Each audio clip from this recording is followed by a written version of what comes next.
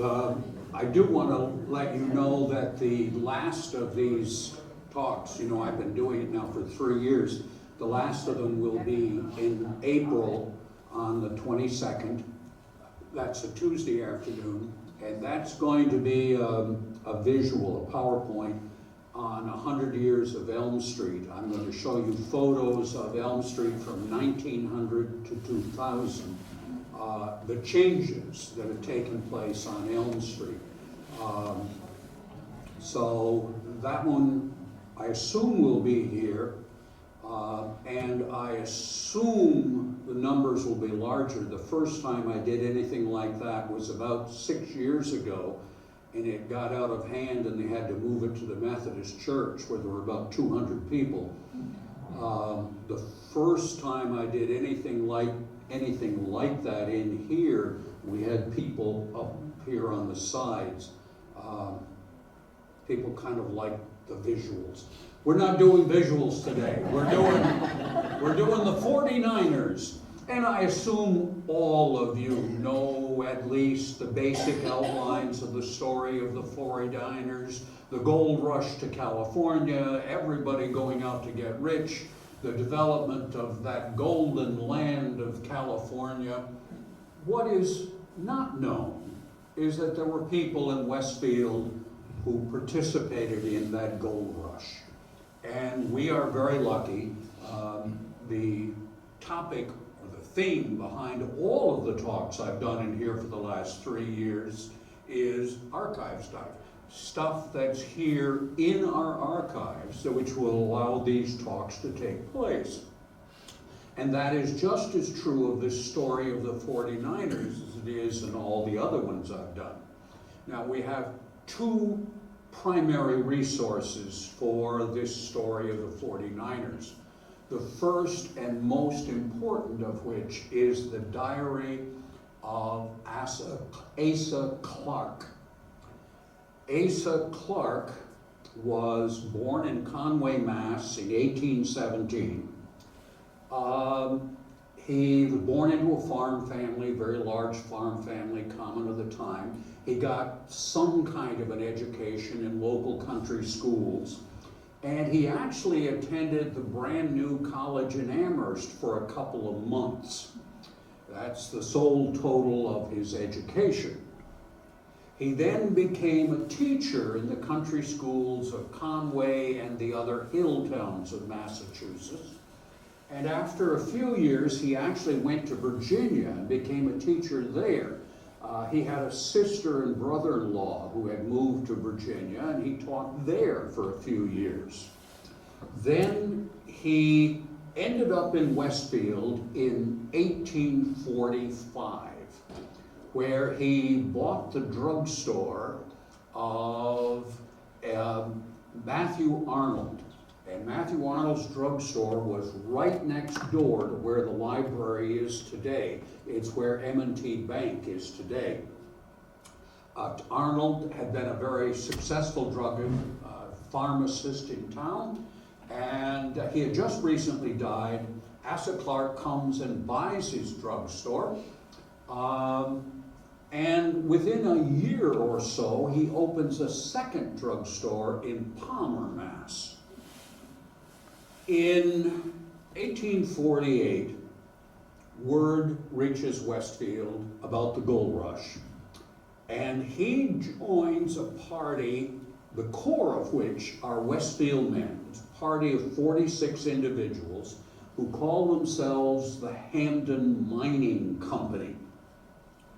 The leader of the company is a man from Westfield, and Clarke is appointed the secretary of the company to keep the records. He does that in their journey to the California gold fields. He keeps a journal.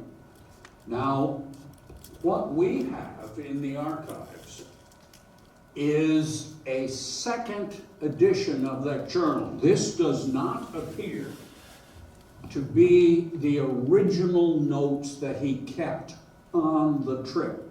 It is a diary given the entire trip, but it appears to have been composed at the end of the trip.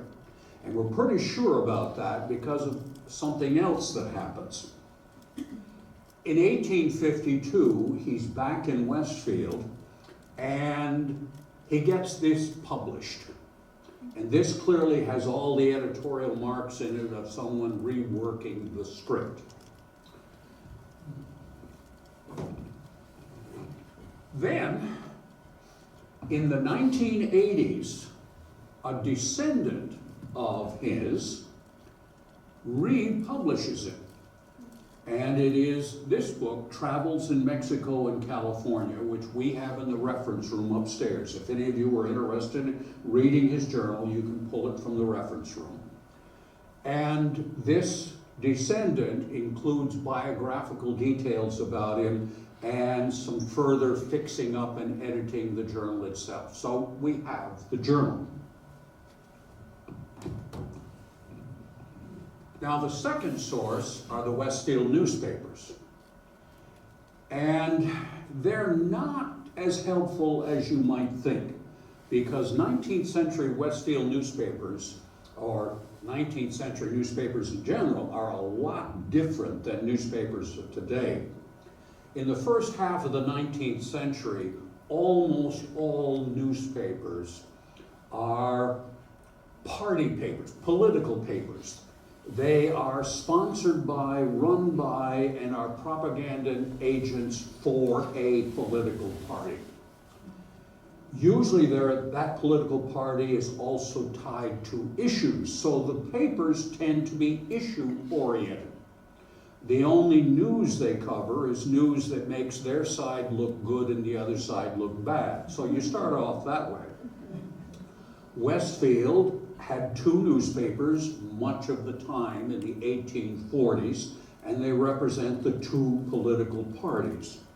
There is the Democratic Party, which is not the same thing as the Democratic Party today. It is the party of Andy Jackson.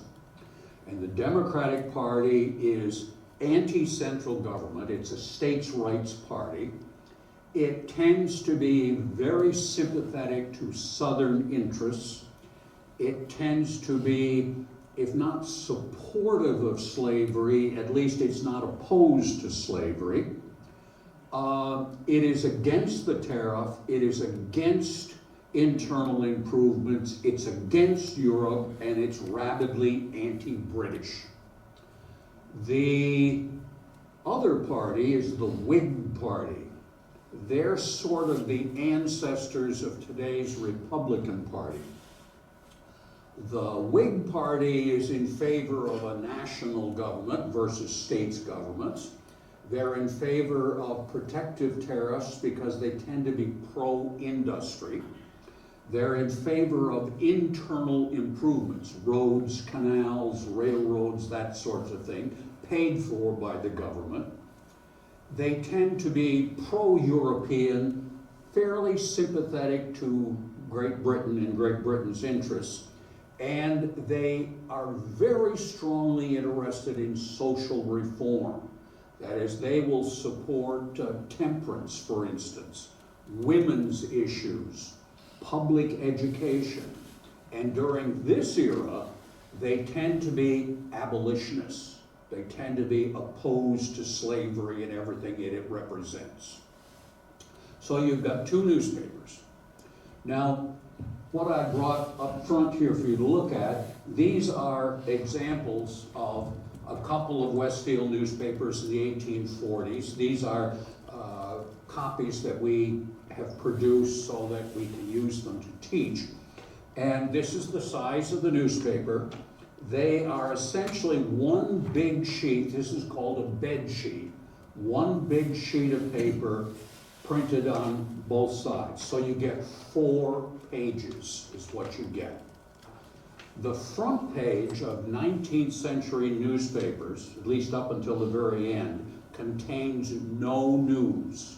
There are no headlines and there's no news. The front page is devoted to bad poetry and bad serial romances, adventure stories. So it's your cheap novel of the day. That's the front page. The inside of the front page,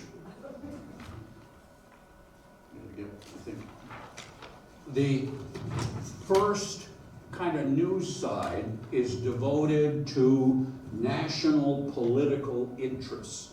Your party, that's where you get the speeches of your president, your major national political leaders, and debates in Congress.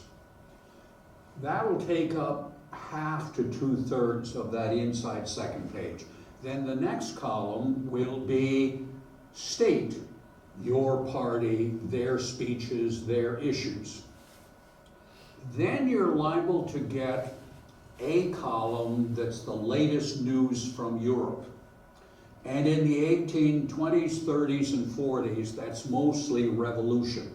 This is the Irish potato famine, this is the revolutions that overturn many of the governments in Europe and lead to massive immigration in the United States. So that's the latest news from Europe. And then there'll be maybe a single column which might be considered local news. Now keep in mind that these newspapers had print circulations of only a few hundred to at the most maybe 1,000 copies. The only people who are getting these newspapers are usually the leaders, the educated people in your town. And your towns are small. They already know everything that's going on. So what you get for local news tends to be a single sentence, at the most a paragraph. They're simply kind of local notes. It would be sort of like Baptist Church had a successful picnic last Saturday. That's it. Or Joe Smith just opened a new dry goods store on Elm Street. If you want the best buys in town, see Joe. That's your news. And then the next column will be, there'll be one or two columns in which you've got reprinted articles from other newspapers. Because all newspapers in those days, you didn't have any wire services or national news gathering. All newspapers exchanged copies with each other, and your editor, he'd pick out bits and pieces of news that interest him, and he would say, fresh from the Albany newspaper or the Washington newspaper. And generally that stuff involves the major topics your party's interested in. So in the 1840s, in the primary newspaper in town, which is the Westfield News and Advertiser, there'd be lots of stories in there about slavery, about the national political issues of expansion, about the annexation of Texas, and in particularly cholera. Now cholera is going to run throughout this whole tale this afternoon, because it was a brand new disease that appeared in the United States in the 1830s. And in the 1830s and 40s, it devastated the United States. Cholera is, if it exists at all, is primarily appears in Asia these days. Supposedly it came out of Asia in the 19th century into Europe. It is a disease spread by human feces in water. So the bad public services of the time, and cholera was deadly. It could kill you in 48 hours. And cholera is widespread in the 1840s in America. So these are our newspapers. This is what we've got for a source. How often do they come out? Usually weekly. Newspapers were usually weekly. It's only in cities that newspapers become daily. The ones I'm relying upon are weekly papers. Westfield in the late 1840s. Westfield has a population of a little above 4,000, maybe up as high as 4,500 people. It has just recently broken out of its 200-year history as a frontier farming community. The whip industry has just started. Now when I use the word industry, don't think factory. That's not yet. Whips are being manufactured by small groups of people, 5, 6, 7, in sheds behind houses. That's what they're doing. But it has started and it has grown enough so that whips are now being sold outside of Western New England. How can they get outside of Western New England? Westfield has just entered the modern transportation era. It's less than 10 years before that the canal reached Westfield. Now you can communicate to New Haven, Long Island Sound, New York, and the Atlantic.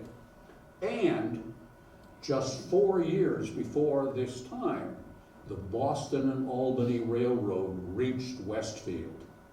Now when the story begins, you can get on a train and you can go to Albany. And there you can get a steamboat that'll take you to New York City, or, and much more importantly for the citizens of Westfield, you can get on a boat on the Erie Canal and go west. And Westfield citizens have been going west now for 100 years. I'm talking 1848, 1849. Westfield citizens have been going west for 100 years. In the Revolutionary War era, they settled western and northern New York State. Right after the Revolutionary War, they moved out to Ohio and settled that. And from there, they pushed up into the Old Northwest. When we're in the late 1840s, a few Westfield citizens have reached the Mississippi River Valley. And so Westfield citizens go west. The nation. 1840s is the era of manifest destiny. Now, if you all think back to your high school history classes, that's a word that probably rings a little bell. It was particularly strong in the 1840s. It was this national passion to expand all the way to the Pacific. It really was the center of national politics in the 1830s and 40s.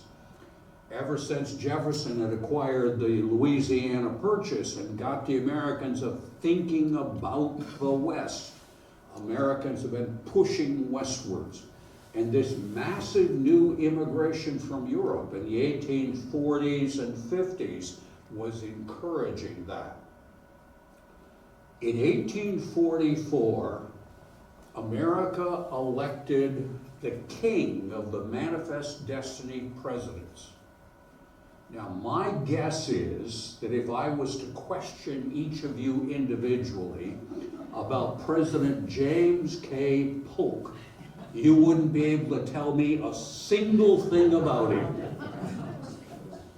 He is forgotten, but he is probably one of the most successful presidents America ever had.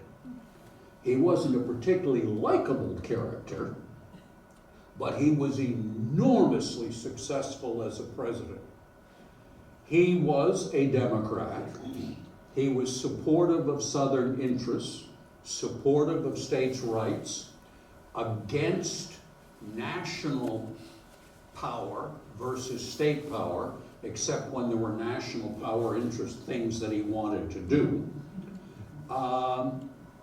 against high taxes, but dedicated to expanding the nation's boundaries. And he was willing to take on all comers to do it. One of the most famous parts of his expansion was, here's another slogan from your high school history classes, 54-40 or fight. Anybody remember what that was about? That was about the Oregon territories. What is today British Vancouver, Oregon, Washington, and Western Idaho were called the Northwest Territories.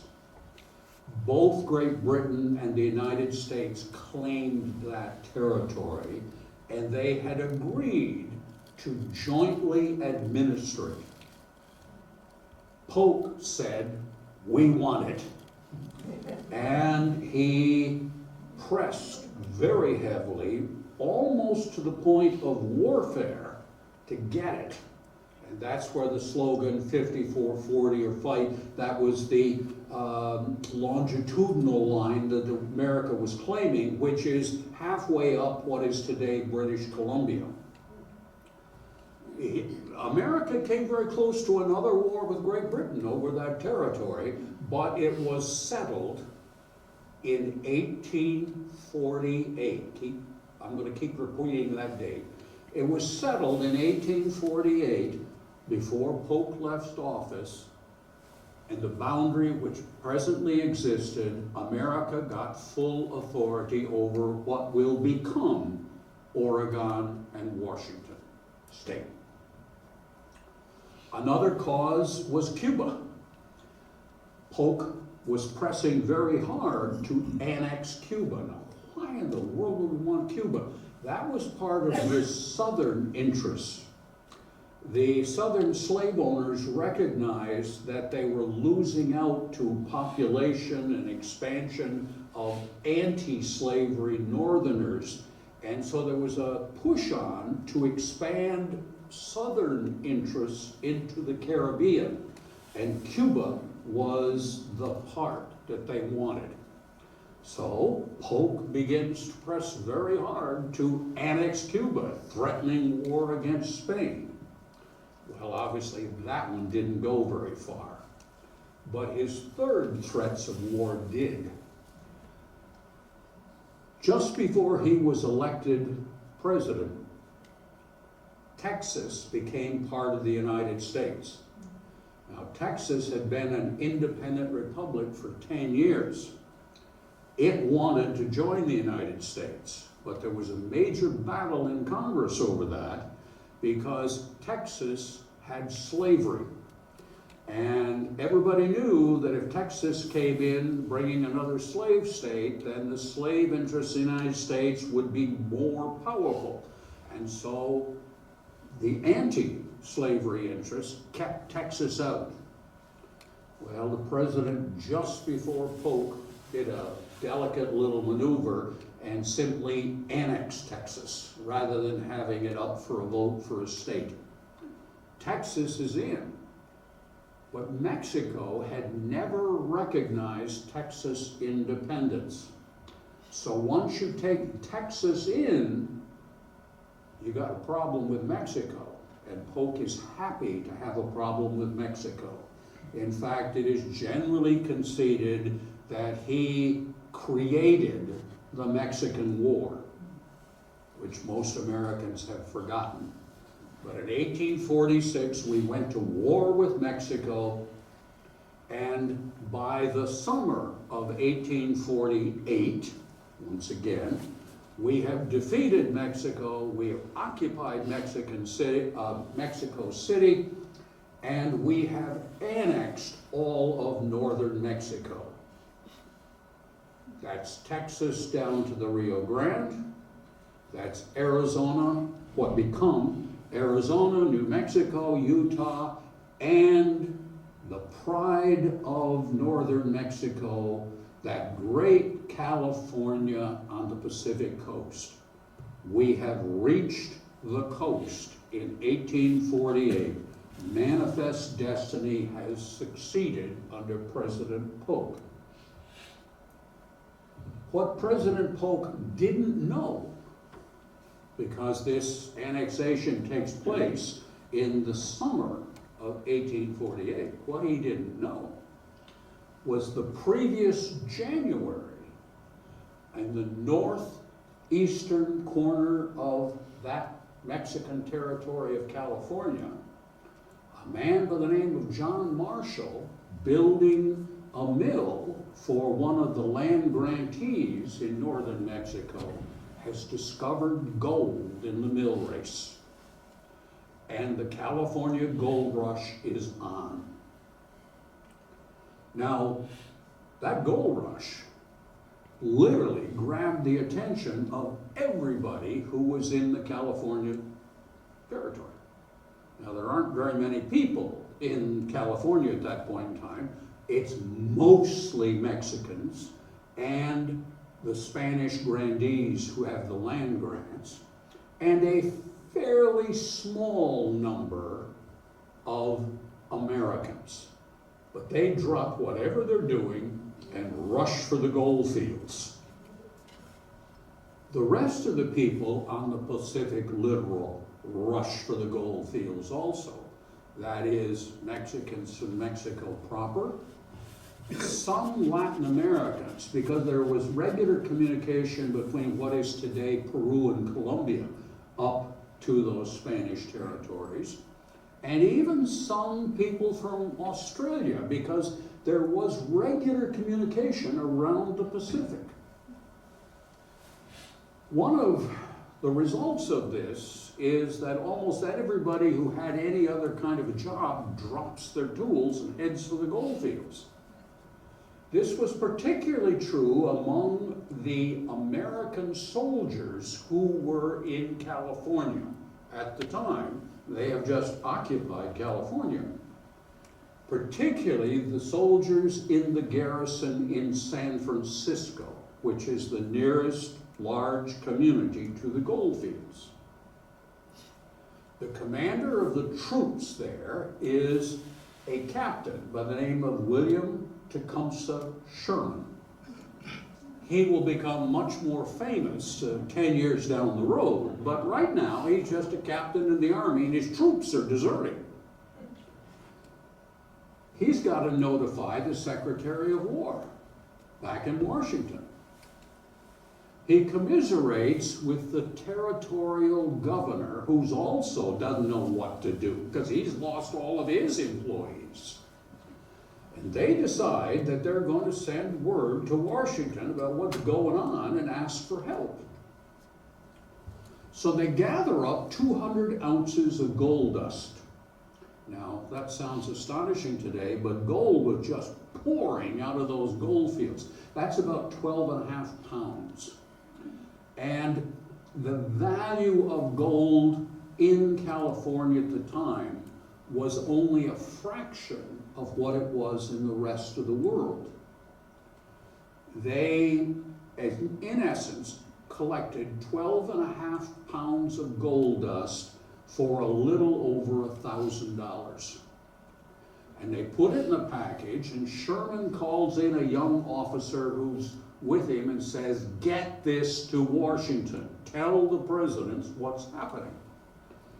Now that's a lot more difficult than it sounds. Keep in mind, Washington is 3,000 miles away. The nearest American settlements of any size are on the Mississippi River, 2,000 miles away. In between is a wilderness filled with rather hostile Native Americans and a massive Rocky Mountain range. And what isn't massive Rocky Mountain range is desert. There really were only two known routes between the Mississippi and the Pacific West. Most were fairly new. One was called the Oregon Trail. And that went up from St. Louis, up the Missouri River Valley, and then up over the mountains. That's the old Lewis and Clark route to Oregon. And in the previous 10 years, it's begun to get a number of Easterners who are going to Oregon. But we're still only talking about a few hundred people per year who are following that route. And even if you followed it, Oregon is 600 miles north of the gold fields, and you've still got to cross all mountains to get down to the gold fields. The other route is from the Mississippi Valley southwards to Santa Fe. It's the old Santa Fe Trail.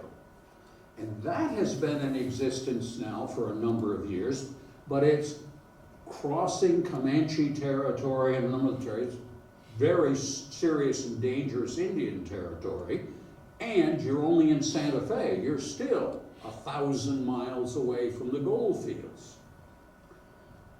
So the normal way of communicating is by ship around the Horn, a 5 to 6 month trip. Problem is, every ship that comes into San Francisco, the crews are deserting and going to gold fields. So here's our young lieutenant with 12.5 pounds of gold in a package and a letter from the territorial governor to the President of the United States. He is able to find a local ship in San Francisco Harbor that is going south to Peru. So he sails south to Peru. In Peru, he finds a local ship going north that takes him back north to Panama. He then takes a mule and crosses Panama, where he finds a ship that takes him to Jamaica. In Jamaica, he finds a ship that takes him to New Orleans. In New Orleans, he finds a ship that takes him to New York. And in New York, he finds stages that take him to Washington, D.C. Now, he sets out the first week in August, and he reaches President James K. Polk the end of December in 1848. This is the first official news that there's gold in them thar hills. Now, there had been some unofficial word drifting out just a couple of weeks earlier, because on December 20th, 1848, the Westfield newspaper, Westfield News Advertiser, has a small interior headline on that news, local news, saying gold, gold.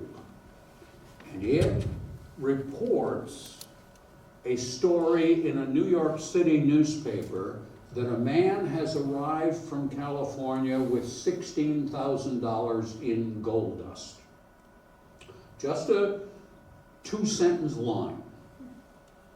There is another report from a St. Louis newspaper that they had received a letter from a minister in California describing the chaos in California because everybody is deserting all their jobs and going to dig for gold, and chaos has ensued, and moral degradation is spreading, and the prices are going crazy because everybody's got gold dust and nobody's got supplies.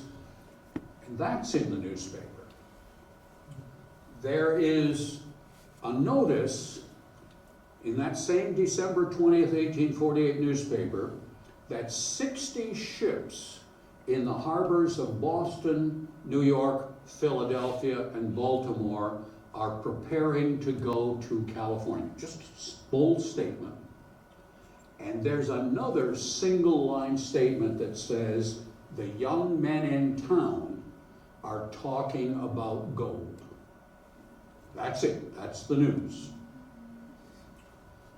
There's not much else until the next week. And there again is a report from another newspaper. This is a newspaper again from New York City. And the report announces that, quote, a famous Spanish geologist by the name of Don Jose de Avredo has arrived in New York City with $1 million in gold dust, and the story that he is the original discoverer in gold in California. And by the aid of a marvelous gold meter that he has been able to acquire gold before anybody else. Just a news story.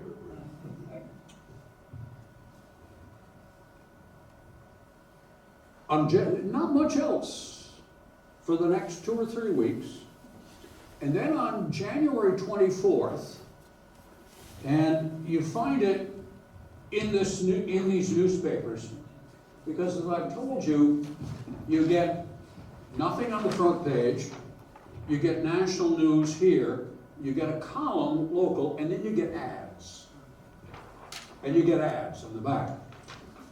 Well, that whole inside ad has got a big display ad as that famous professor, geologist, Spanish Don is announcing that he is selling his secret magnetic gold meter to everyone who is interested in going to California, that every farmer ought to have one and every gold seeker ought to have one. It makes finding gold so easily, and if you will send him $3, he will send you one of these magnetic gold meters with instructions in a sealed envelope so the postmaster doesn't open it and steal it, and you will have your fortune made.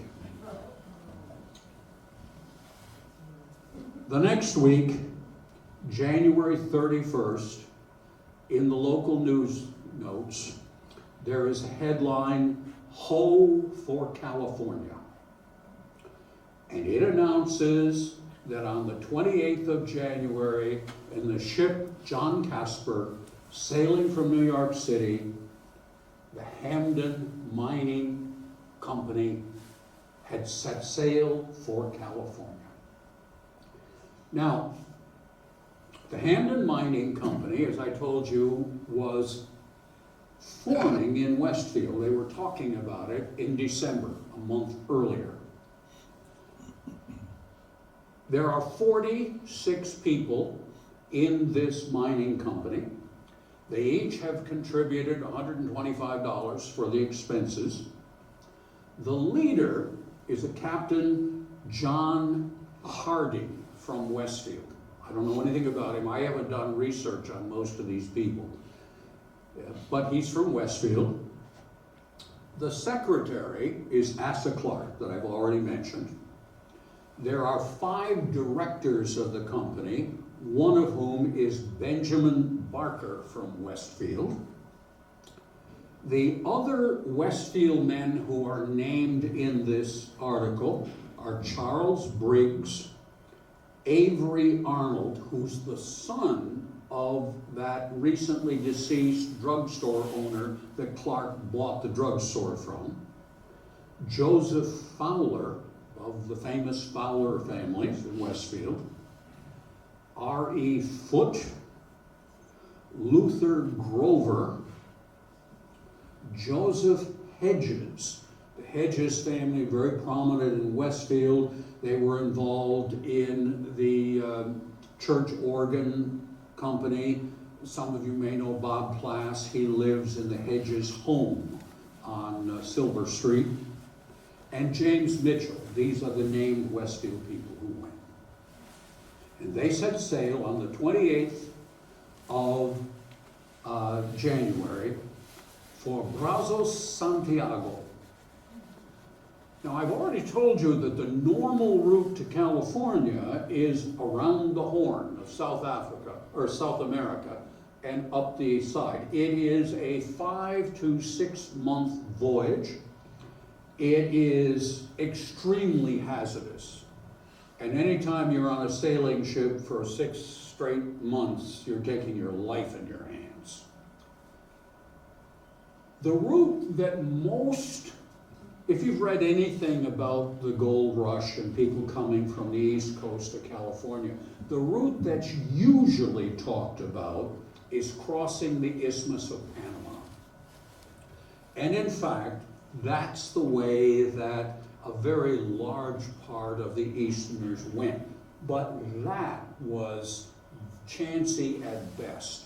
The Isthmus of Panama is only 50 miles across, but it was some of the worst tropical jungles on the face of the earth. And it was disease-ridden. The yellow fever and something called Chagres fever was deadly. there were no roads across there. There were no towns across there. There was a small port on both the Caribbean side and on the Pacific side, but you had to go by canoe and by mule track or walk across that 50 miles. And then when you got across, there were no ships on the other side. You had to sit on the Pacific side and hope a ship would come along and hope you could get on board it. You could be stuck there for weeks. It's not until 1850 that there are regular ship runs along that coast.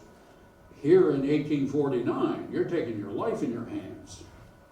But remember, we have just finished a war with Mexico. It's only been 6 months since that war is over with. There are still troops in northern Mexico. And there are thousands of American soldiers who have been discharged and back home. In fact, there are a couple of ex-soldiers on board this ship with the Western Hamden Company who have been in Mexico. And so they decide they're going to take an unusual route. They're going to go to Brazos, Santiago, which is the American military base at the mouth of the Rio Grande. And they're going to cross Mexico.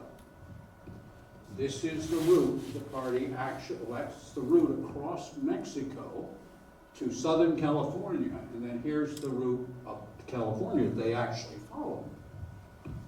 They're going to follow that old Mexican, northern Mexico route. There are towns all across there. There are U.S. Army bases in part of it. And there are a number of Americans who have had experience just recently in that territory. It makes some kind of sense. But it's usually in the histories of the California Gold Rush, they never talk about this route.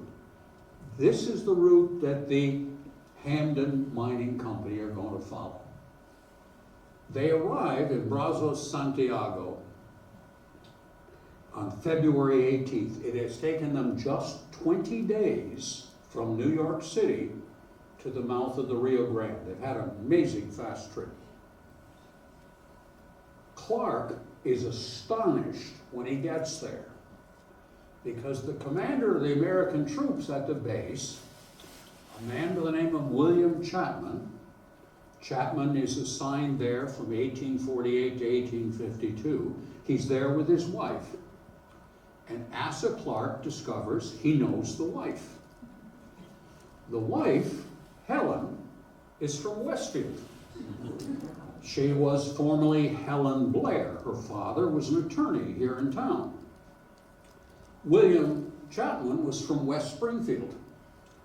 And the two of them had met when they both attended the Westfield Academy. Now, we know about this from Clark's journal.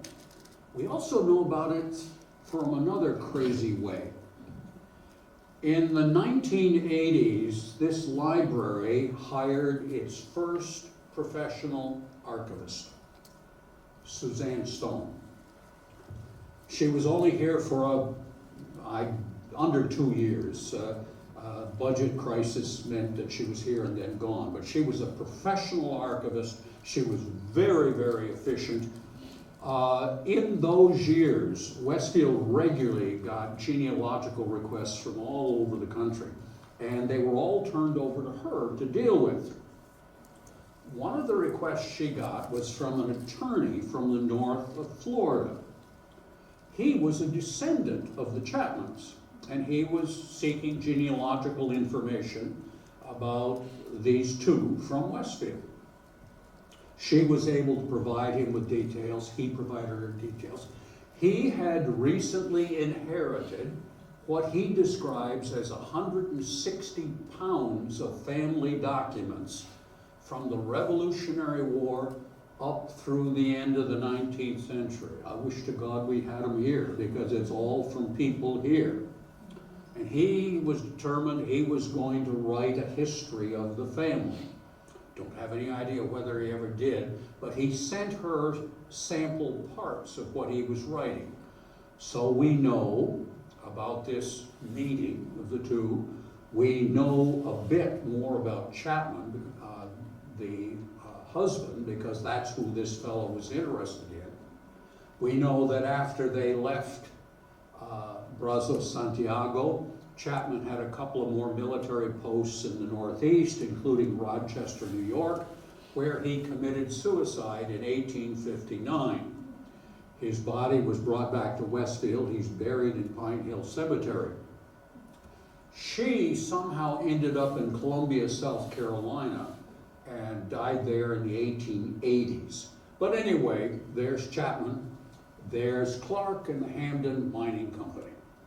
Before they can proceed, they've got to get passports from the Mexican government. And consequently, they have to go a little way to the interior to Brownsville, Texas, where for $3 a head they get internal passports. They then get on a government steamer and steam up the Rio Grande to the town of Camargo.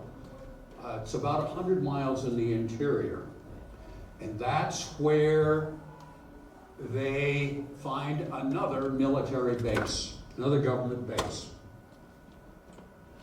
By now, cholera has infected the company. And they report that there are in fact hundreds of graves around the town of U.S. soldiers and other gold seekers who have come with them. Because one of the things that runs throughout his journal is all these other 49er companies who are traveling this route. Ultimately, historians think about 15 to 20,000 Americans followed this route through Mexico up to California. The bulk of them from New England. We know that there was a Holyoke company, a Northampton company, a Greenfield company, a North Adams company, a Hartford company that used this route. I have no idea what the local historical associations in those towns know about this, but we know those companies went this way. In Camargo, as I said, cholera infects their group. One of their members dies already. Harding is so ill he has to be left behind along with a half dozen other members of their party. And something happens to their party. They split up into 3 groups. The core of the Westfield people seem to have stuck with Clark. They buy a wagon, a mule-led wagon, and start for the interior. The wagon is overloaded, including they take a boat with them. They make 3 miles the first day and decide this is not the way to go. March 5th they start out, March 6th they reorganize again.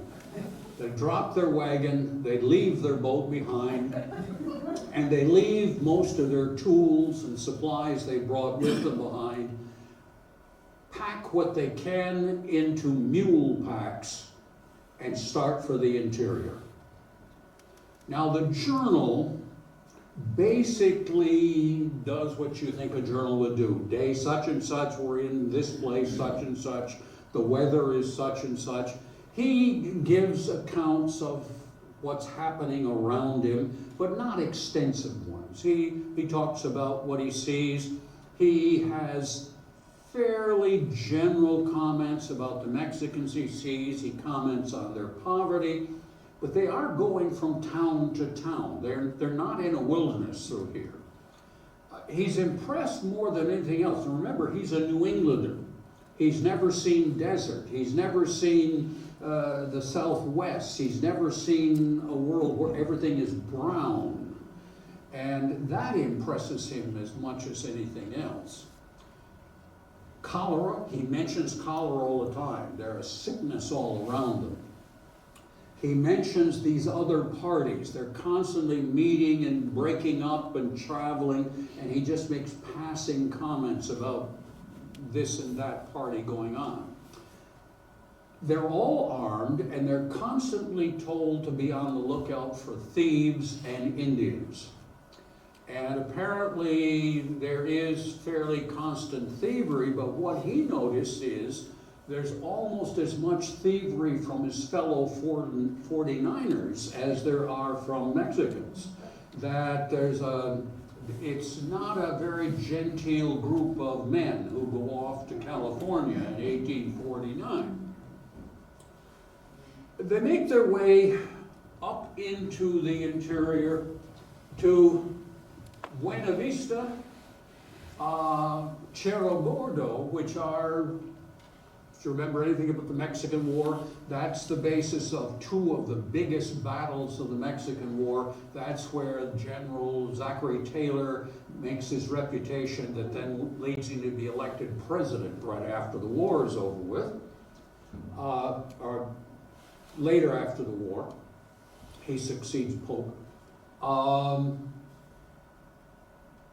And he comments on the fact that there are still bones scattered all over the ground from the results of those battles.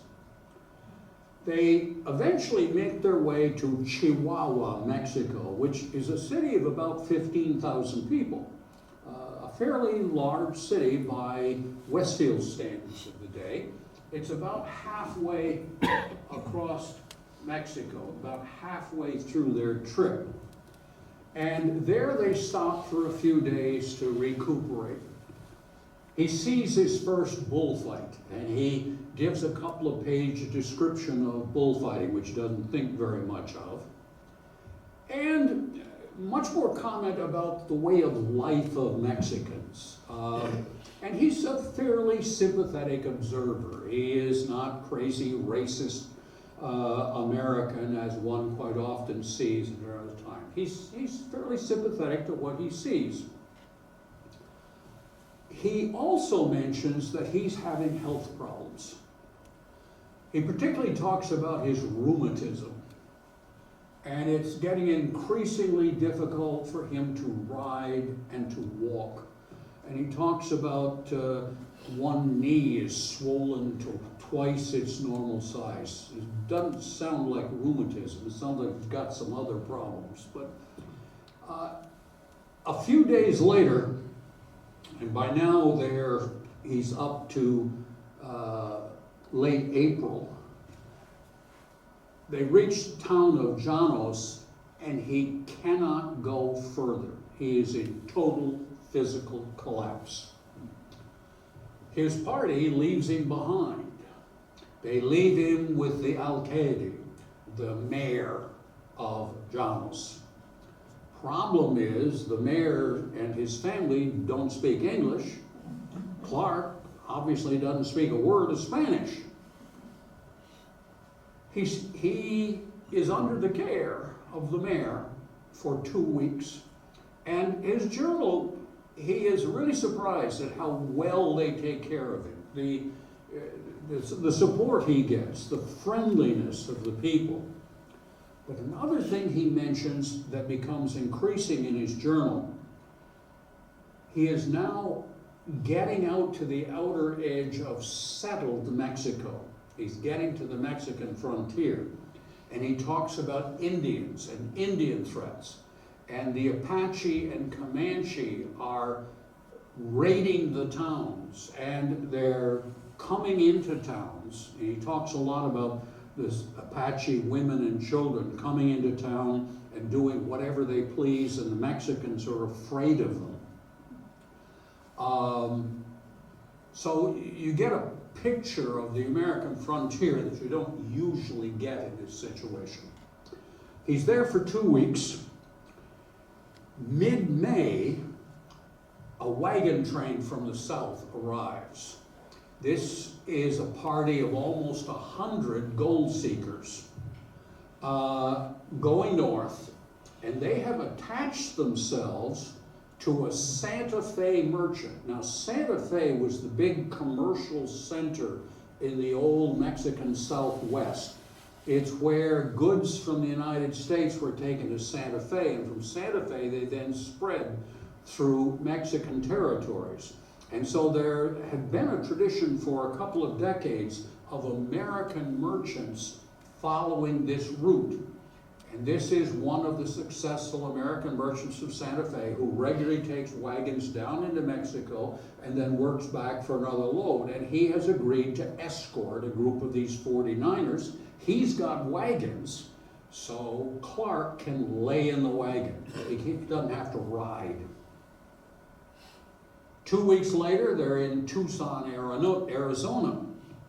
And this is where Clark's journal really gets confusing, because suddenly he joins up with his Westfield party again.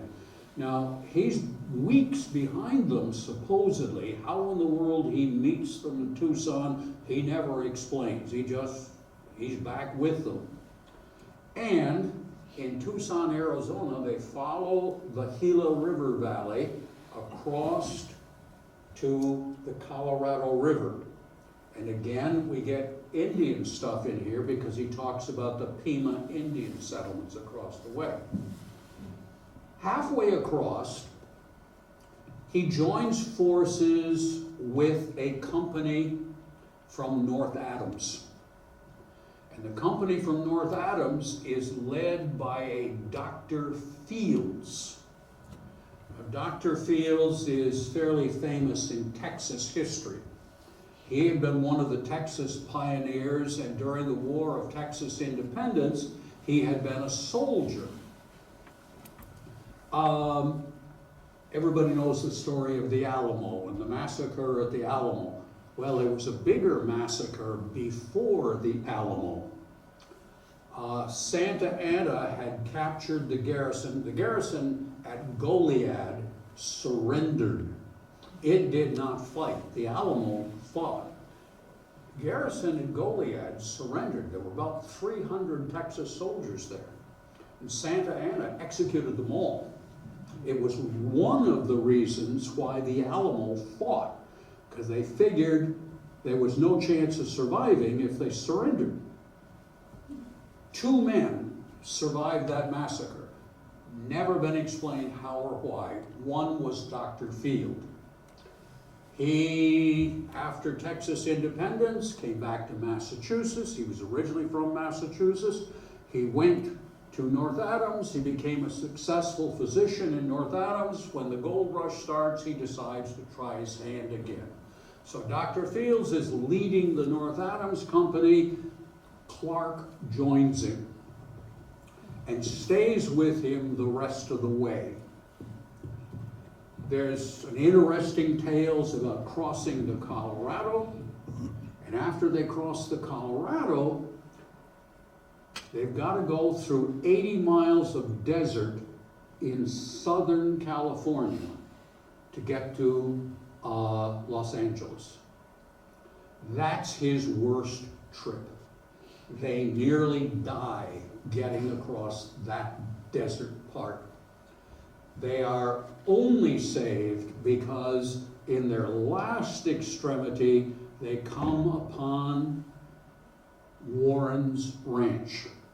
Now, this was another Yankee who had gotten a land grant from the Mexicans and had opened a cattle ranch south of Los Angeles. He was from Middletown, Connecticut, and Clark had run into him because he had been a druggist in Middletown, Connecticut. Clark knew him. Talk about Kaczynski and the American frontier. Thousands of miles away. Oh, hi. It boggles the mind at times. They get resuscitated. He gets to Los Angeles.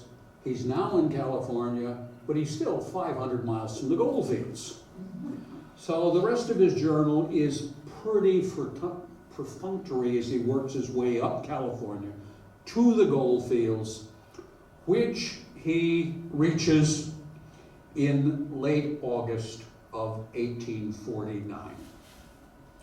He gives a couple of pages of descriptions. He putters around the gold fields. He talks something about how the miners organize themselves, something about how costly everything is. And winter sets in early in this Sierra Nevadas, in the Sierra Mountains, and he retreats to San Francisco, where he spends the winter of 1849-50. In the spring, he comes back to the gold fields, but not to look for gold. He opens a store in Marysville, California, in the gold fields. His journal really becomes perfunctory now, because the next entry, it's March 1841, he's back in Westfield. No description of how he gets there, why, anything else. He's back in Westfield, and that's where his journal ends.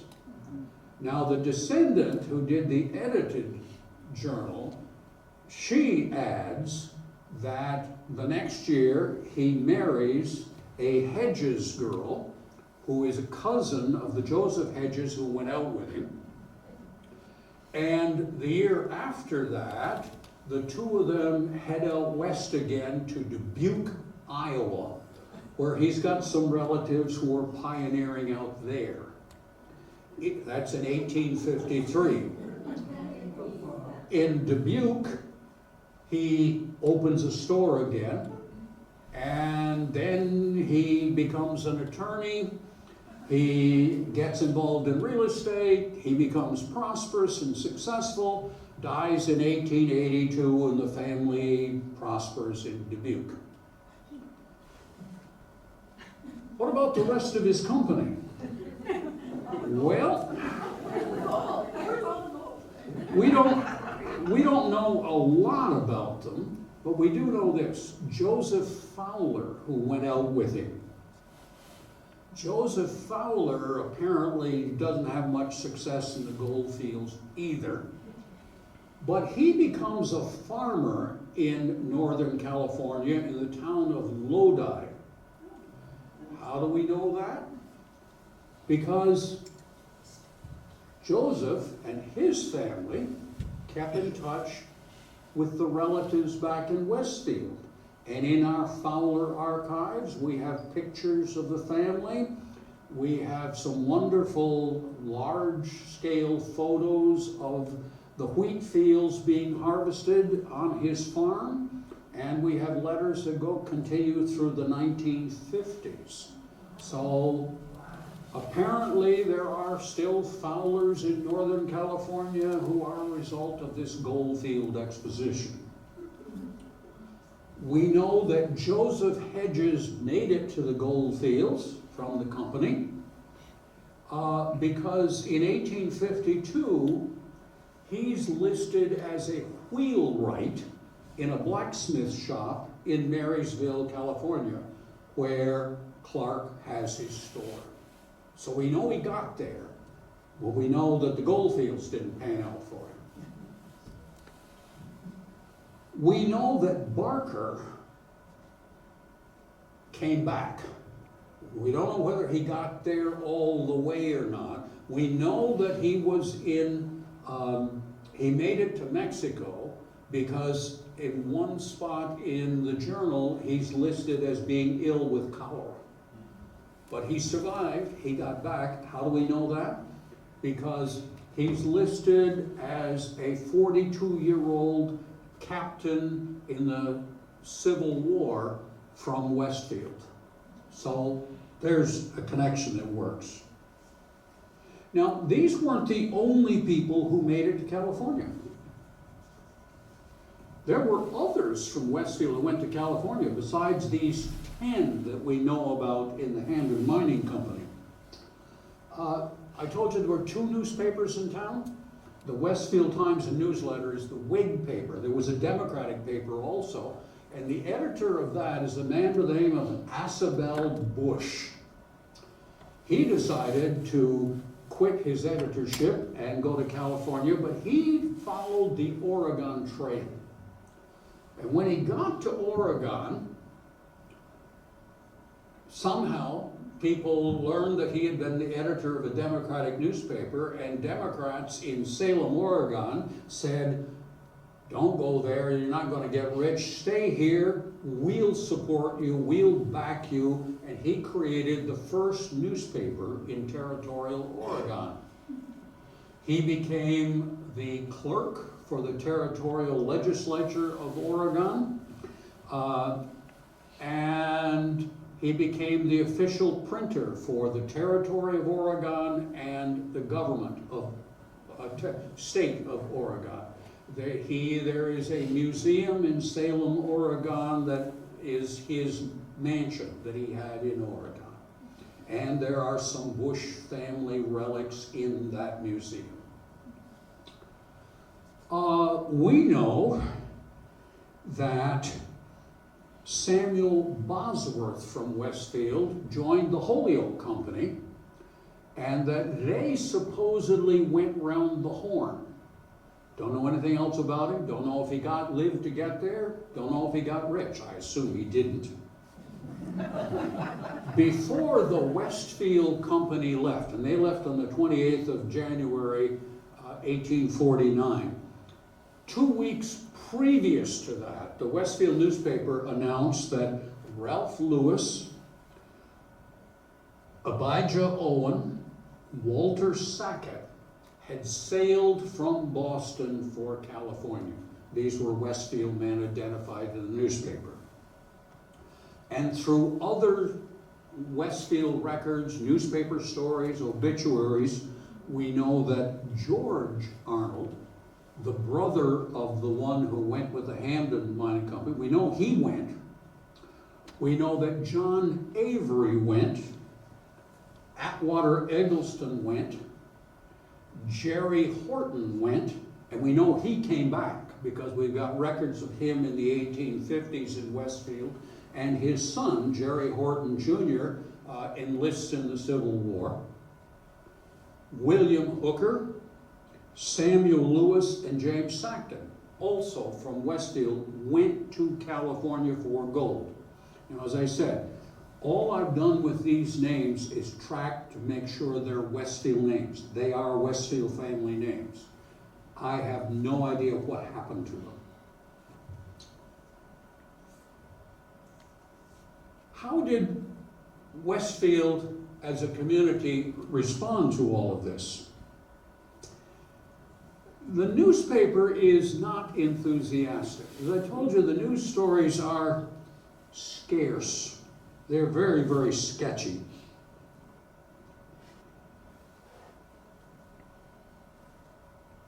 In December 1837, right after the announcement about gold, there's an article that says, boom or bust. It says, yeah, a lot of people are going to get gold and get rich. But you know, it's probably going to end up just like the Great Depression of 1837, where a lot of people, now remember this is 10 years later, a lot of people got rich quick and then everything collapsed. That's probably what's going to happen here. Emerson Davis, who's pastor of the First Congregational Church in Christmas 1848, gives a sermon preaching against gold fever. In January of 1849, there is one of those reprint articles from the St. Louis newspaper, and it's a long one. It makes up 4 full columns. It is a Mark Twain-like satire of instructions for those who are going to California to get rich, who want to cross the United States from the Mississippi Valley, going across the deserts and the mountains. And it makes very plain that if you don't starve to death or freeze to death or die of thirst, the Indians will get your scalps. And this is the reprint. In late January, there is, unusually for the paper, on the front page, remember I told you the front page never has news? There's a front page editorial called Gold Mania. And it talks about what's rumored to be going on in California. I call it the milk and honey editorial. It says there are going to be 3 layers of people in the gold fields. The first people there are going to be the capitalists. They're going to get rich. But some of them who are going to work very hard and get rich are going to lose all their money. They're going to go broke. And they compare it to the fledgling whip industry in the United States. Interesting comparison, because they say, here we've got this whip industry going, and some people make it and some people don't, and that's what's going to happen. It says that those who come second, they call them the mediocrities.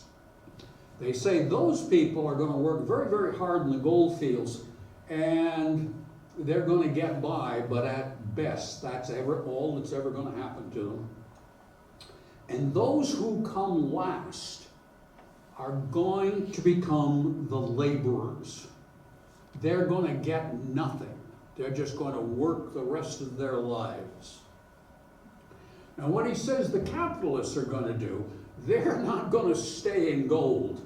They're going to take that money, because California, and they use this phrase, California is the land of milk and honey. And they're going to take that money and they're going to invest it in California. This is an amazing editorial. And he says California land is rich, and they're going to go into agriculture and become rich. They're going to go into industry and become rich. They're the capitalists, and that's language that he uses. He says, I can tell you that our New England boys who are going out there, they're going to be capitalists. They have no intention of digging for gold.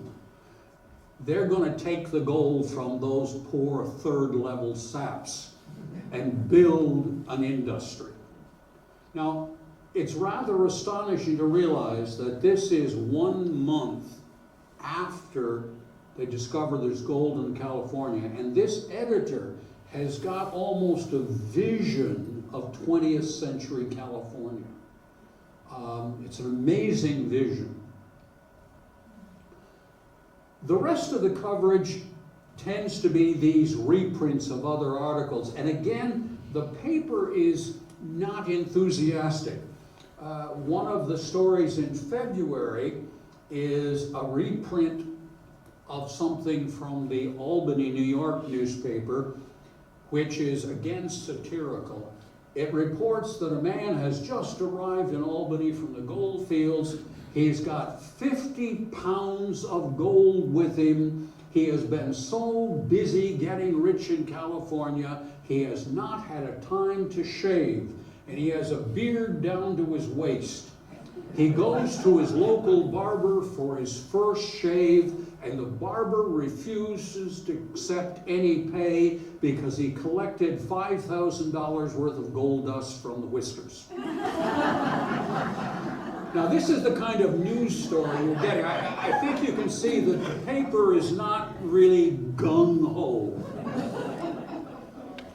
There is also an article, and over the next succeeding issues of the newspaper, display ads from Mr. Brown, the town daguerreotypist, photographer, announcing that every young man going to California should come into his studio and have his photo taken for the sum of $1 so he can leave a memento behind for his beloved in case he doesn't come back. That's the tone of the paper. And to a certain extent, this is all true. Remember that gold was discovered in January 1848. It is 1 year later before the news hits the East Coast. And if you packed up right then and took off for California, it's 6 months before you can get there. By the time the Easterners got out there, the easy placer mining was all over with. Oh, there was a lot of gold in California. Millions and millions of dollars worth of gold will be produced over the next couple of decades. But it will be produced in hard rock mining. You had to have capital to get that gold. You're not going to be a guy with a pan in a stream getting rich. The 49ers did not get rich. And there's no indication that any Westfield man that went out there, and I've identified by name about 20 of them, that any of them ever made a dime. Thank you very much.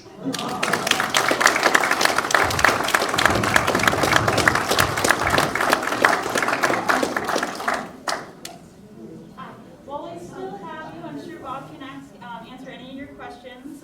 But I'm Shayna. I'm the outreach librarian for the Athenaeum.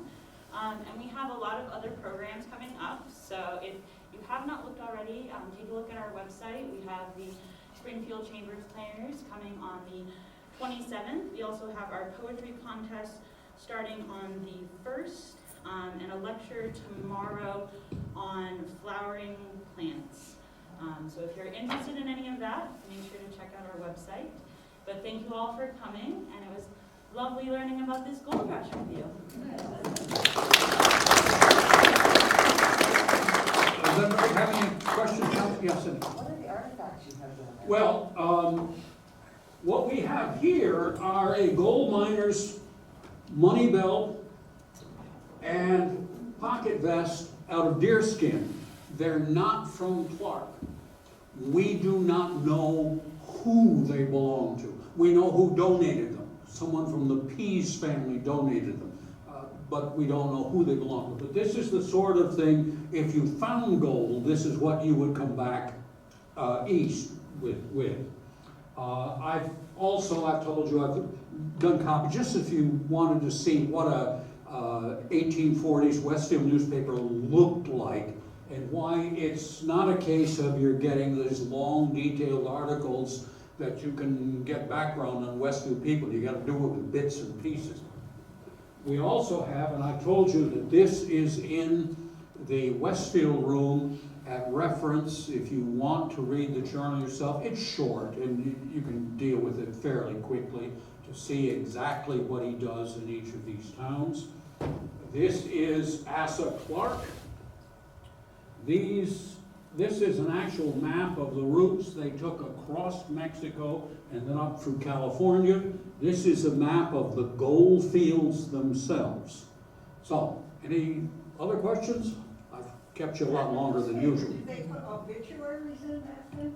No. Oh, and they would be simply a sentence. There would be one little thing that would be marriages, deaths, and it would just be names. That's all it would be. Yeah, so you just don't get the detail that we would expect and we would like. Prior to the Civil War, there's very little hard information. Yeah. After the Civil War, you begin to get a little more, but it's not really until about 1900 that you get the kind of informative material that we would be more comfortable with. Anything else? All right, thank you, ladies and gentlemen.